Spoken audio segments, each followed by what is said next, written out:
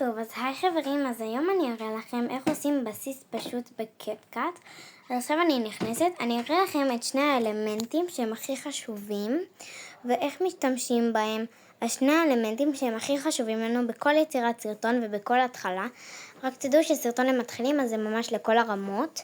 אז שני האלמנטים הכי פופולריים והכי מוכרים הם פרויקט חדש ועורך תמונות. לי העורך תמונות נמצא בכלים למטה, לכל אחד זה שונה, זה מוגדר לפי השפה, מי שיש לו אנגלית אז בדרך כלל למעלה, אז זה באמת לא משנה.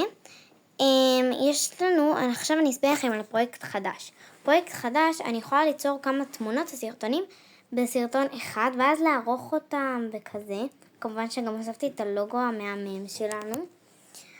אז עכשיו יש לנו נגיד סרטון, ואז אני אראה לכם עכשיו אלמנט. נגיד אני לקחתי סרטון וקצצתי אותו קטן מדי, ועכשיו אני לא יכולה כאילו לגעת בו, אז אני מגדילה את האצבעות כמו שאני מגדילה בחיתוך בסרטון הקודם, מגדילה טיפונת את הקטע לחלק שאני רוצה ומחזירה את זה למצב הרגיל.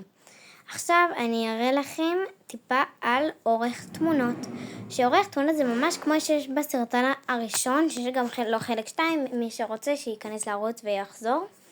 אז בעצם יש לנו נגיד את התמונה הזאת, אז כמו שהראיתי לכם, ממש כמו שהראיתי לכם, אז אפשר לעשות חיתוך ולחתוך באמצע ולעשות תמונות או פוסטרים וזה. מי שלא מבין איך לחתוך, יש לזה גם סרטון נפרד בערוץ שלי.